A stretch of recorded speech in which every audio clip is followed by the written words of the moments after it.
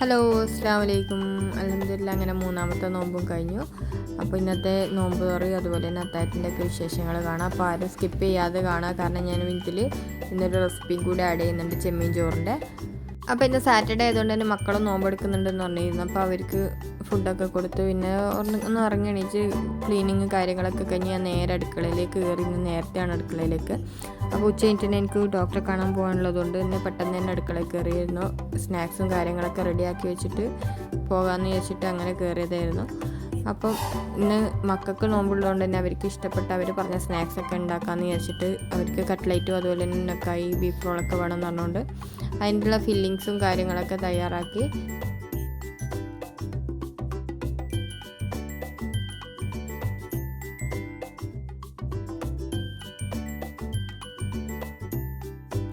അങ്ങനെ cutlet shape ചെയ്തെടുത്ത് അത് കഴിഞ്ഞിട്ട് പിന്നെ ബീഫ് റോളിനുള്ള റോളും കൂടി ഒന്ന് തയ്യാറാക്കി എടുക്കുന്നുണ്ട്.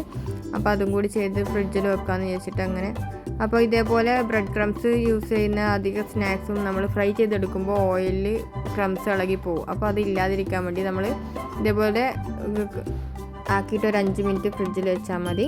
അപ്പോൾ അത് ചെമ്മീൻ ചോറിനുള്ള ചെമ്മീനും കൂടി ഒന്ന് മാരിനേറ്റ് ചെയ്ത് വെക്കുന്ന മുളക് പൊടി അതുപോലെ തന്നെ മഞ്ഞൾപ്പൊടി, ഉപ്പ്, ഇഞ്ചി വെളുത്തുള്ളി പേസ്റ്റ് ഇട്ടിട്ടൊന്ന് മാരിനേറ്റ് ചെയ്ത് വെച്ചിട്ടുണ്ട്. അത് ഞാൻ പിന്നെ ഹോസ്പിറ്റലിലൊക്കെ പോയി വന്നു. ഒരു 4:30 ഒക്കെ ആകുന്ന സമയത്ത് ചോറുണ്ടാക്കാൻ തന്നെ ഫസ്റ്റ് തന്നെ ചോറുണ്ടാക്കാൻ വേണ്ടിയിട്ടാണ് വെച്ചിട്ടുണ്ടായിരുന്നത്. അപ്പോൾ ചെമ്മീനൊന്ന് ഫ്രൈ ചെയ്തെടുത്ത് അതേ ഓയിലിൽ തന്നെ നമ്മൾ ചോപ്പ് ചെയ്ത് വെച്ച സവാളയും കൂടി ഇട്ട് കൊടുക്കുക. സവാളയിൽ അതുപോലെ തന്നെ ഇഞ്ചി വെളുത്തുള്ളി പച്ചമുളകും പേസ്റ്റ് ആക്കിയതും പിന്നെ കറിവേപ്പിലയും കൂടി ഇട്ട് നന്നായി ഒന്ന് വഴന്ന് വന്നതിന് ശേഷം തക്കാളിയും കൂടി ഇട്ട് കൊടുത്തിട്ട് ഒന്ന് അടച്ച് വെക്കുക.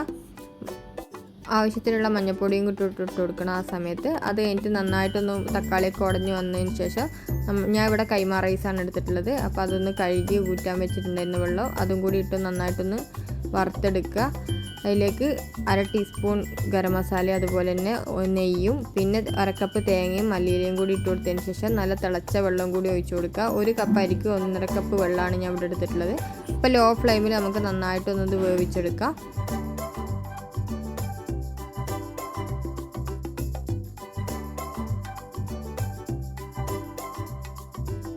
അപ്പോൾ ഇടയ്ക്ക് ഇതേപോലെ ഒന്ന് തുറന്നിട്ടൊന്ന് മിക്സ് ആക്കി കൊടുക്കണം.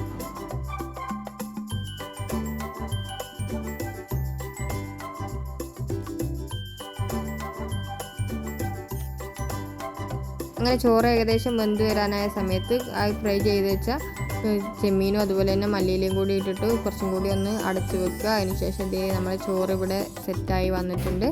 അപ്പോൾ ഇത്രയേ ഉള്ളൂ ചെമ്മീൻ ചോറിൻ്റെ റെസിപ്പി. എല്ലാവരും ട്രൈ ചെയ്ത് നോക്കുക. അപ്പോൾ അതൊക്കെ കഴിഞ്ഞ് പിന്നെ ഞാൻ ഫ്രൈ ഐറ്റംസ് ഒന്ന് ഫ്രൈ ചെയ്തെടുക്കാൻ നിന്നു. പിന്നെ ഉന്നക്കായ അതുപോലെ തന്നെ ചിക്കൻ റോളും കട്ട്ലൈറ്റൊക്കെ ഫ്രൈ ചെയ്തെടുത്ത് അതിനുശേഷം പിന്നെ ആപ്പിൾ ജ്യൂസും അതുപോലെ തന്നെ നാരങ്ങ വെള്ളമായിരുന്നു ഇന്നുണ്ടായിരുന്നത്. അങ്ങനെ ആപ്പിൾ ഷേക്കും കൂടി റെഡിയാക്കി എടുത്തു. അതിന് ശേഷം പിന്നെ സ്നാക്സും കാര്യങ്ങളൊക്കെ ഇതാക്കാനുള്ള സമയമായിരുന്നു, നോമ്പെടുക്കാനുള്ള സമയമായി തുടങ്ങിയിരുന്നു. അപ്പം ഇന്ന് മക്കൾക്ക് നോമ്പുള്ളത് കൊണ്ട് തന്നെ ഞാൻ ആദ്യം തന്നെ തണുത്തത് കൊടുക്കണ്ടെന്ന് വെച്ചിട്ട് കട്ടൻ ചായ കൂടി തയ്യാറാക്കി എടുത്തിരുന്നു. അപ്പം ബാങ്കൊക്കെ കൊടുത്ത് നോമ്പൊക്കെ തുറന്നു. അത് കഴിഞ്ഞിട്ട് പിന്നെ നല്ല മഴയായിരുന്നു ഇവിടെ.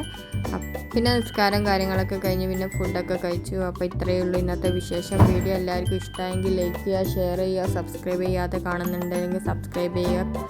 അപ്പോൾ ചെമ്മീൻ ചോറിൻ്റെ റെസിപ്പി എല്ലാവരും ട്രൈ ചെയ്യുക, ഫീഡ്ബാക്കൊക്കെ അറിയിക്കുക. Thank you.